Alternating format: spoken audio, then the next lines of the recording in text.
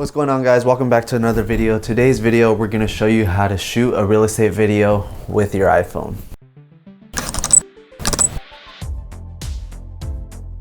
Hey guys, welcome back. My name is Jonathan with Gonz Media, and today we're going to be showing you how to shoot a real estate video with your iPhone. If you're an agent who's looking to save a couple bucks, or you're a videographer who wants to get your feet wet using your iPhone, this is going to be a great tutorial to show you how to get all the right angles and the cool little tips and tricks to make sure that your video flows nicely throughout. Today we're using an iPhone XR. Ideally, I would like to have an iPhone 11 Pro or iPhone 11 Pro Max to get that wide angle lens, but unfortunately I don't own one. So today we're using an iPhone XR, and on here I have a Toddy 4K lens attachment that I got on Amazon. This thing cost me no more than about 30 bucks, and I'll link it down below if you're looking for one of those. But what this is gonna do is gonna get our angles nice and wide. So the original iPhone lens is kind of narrow, as you can see in these clips here of the kitchen. This one is without the lens, and it's pretty narrow, it doesn't show too much. But once I put this attachment on, as you can see in this clip, the kitchen looks much wider, and I can see a lot more of what's going on. So let's go ahead and get started, and let's shoot this house. All right guys, in this video, we're not gonna be using any special equipment in terms of a gimbal or stabilizer of any sorts, because most of you guys probably won't own one if you're watching this video. All you really got is your iPhone and your two hands, and that's what we're gonna use today. The first things first, what we're gonna wanna do is make sure we get our settings all lined up. So we're gonna go to settings on our iPhone here, and I'm gonna go down to camera. Now hit record video.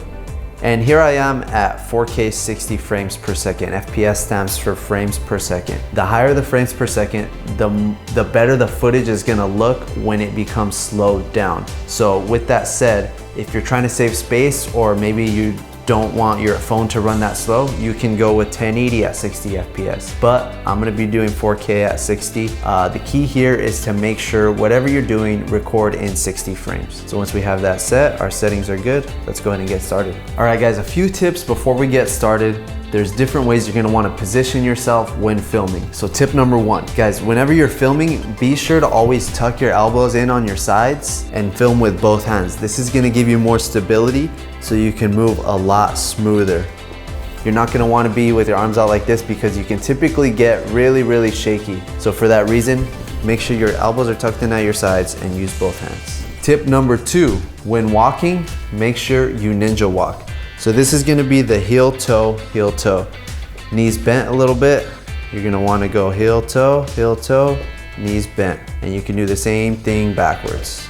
Heel toe, knees bent. For movements that don't require any walking, such as this dining room here, you're gonna wanna make sure your feet stay in place, and all you're gonna wanna do is sway. So if I'm starting here, I'm literally just gonna use the muscles in my legs to go ahead and transfer me over like this. And notice how I'm keeping my elbows tucked and both hands on my camera. All I'm doing is moving my legs. Next, tip number four, always film as slow as possible. What you're not gonna wanna do is go in here, film this dining room, and just walk in quickly. That's not gonna look good once you bring the footage into post-production. Instead, elbows at your sides, make sure you're doing your ninja walk, and when you're filming, just go nice and slow.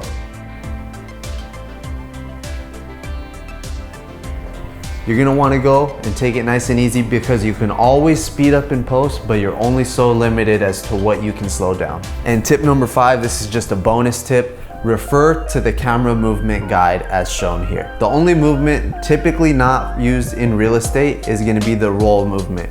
We're most typically not gonna be moving side to side like this. So when in doubt, refer to this guide and it'll help out a lot. All right guys, the first thing we're gonna wanna do is start off with an establishing shot. We wanna get the viewer's attention and kind of lead them into what's gonna be filmed. So we're not gonna be filming anything in the interior to begin with. Let's go ahead and start out in the hallway. So the first thing we're gonna wanna do here in this hallway is we're gonna set our establishing shot by filming the door and the address number. So I'm simply just gonna go ahead and start off right here. All right guys, once we get the establishing shot of the address here, next we're gonna wanna get one of the front door. So what we're gonna do is keep the camera at about chest height, elbows in. Go ahead and hit record, and I'm gonna walk up to the door all the way slowly with it closed.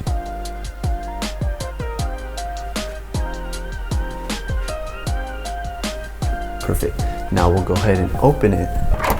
Now with the door open, we're gonna repeat the process and move into the living room or a prominent space in the home.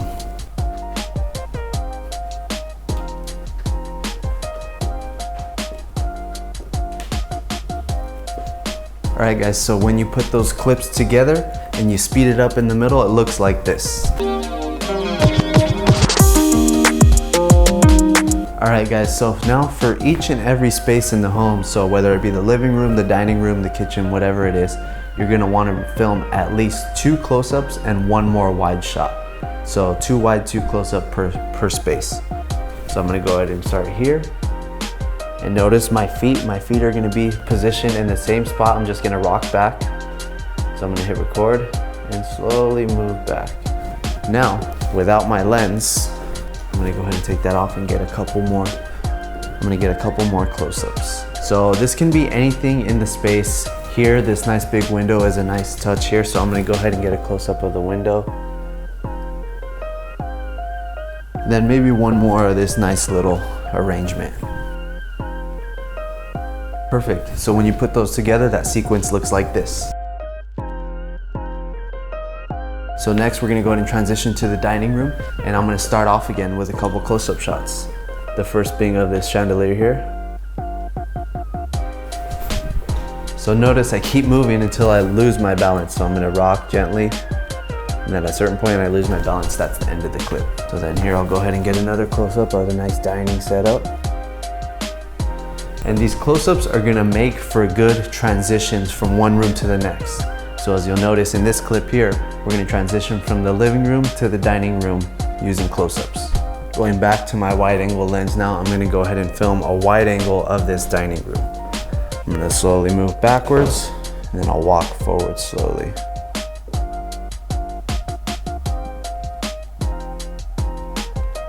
So I'm gonna go ahead and rinse and repeat the close-ups and wide shots for each and every room around this house. So most typically, you're gonna film depending on the layout of the home, and it's gonna vary from home to home. They all pretty much vary in size and shape.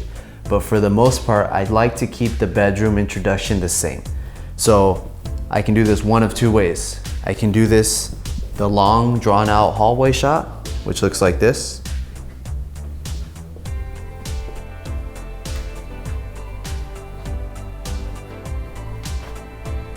Or I can do it another way, where I simply start here at the door jamb.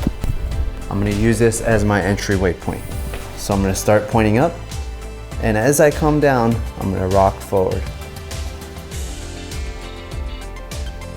So here we are in the bathroom. Bathrooms can often be pretty tight spaces. Thankfully, this one's kind of big.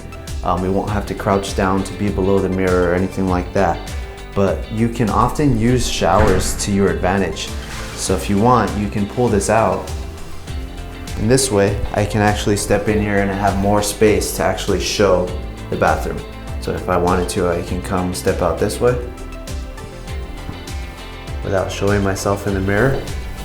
So that pretty much does it, guys. Those are the movements that I typically like to use, especially when filming on an iPhone, which I don't typically do.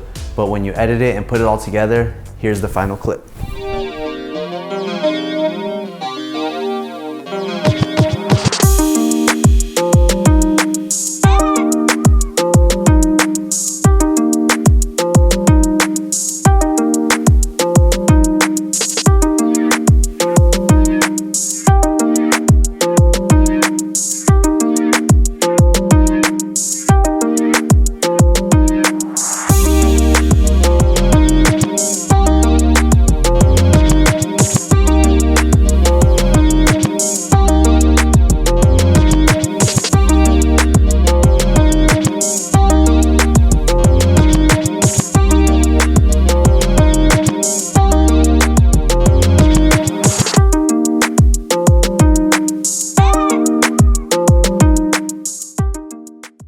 So I hope you guys enjoyed this video. If you did, do me a favor and hit the like and subscribe buttons down below. Those are really gonna help me out a lot. If you guys got anything out of this video, do me a favor and do that, or drop a comment and let me know what you think. Always happy to interact with you guys down below. If you guys want to know how I edited this video on my iPhone, go ahead and hit the link in the description. I'll go ahead and link that video there. And if you guys have any questions, feel free to reach out. Thanks for watching. Have a good one.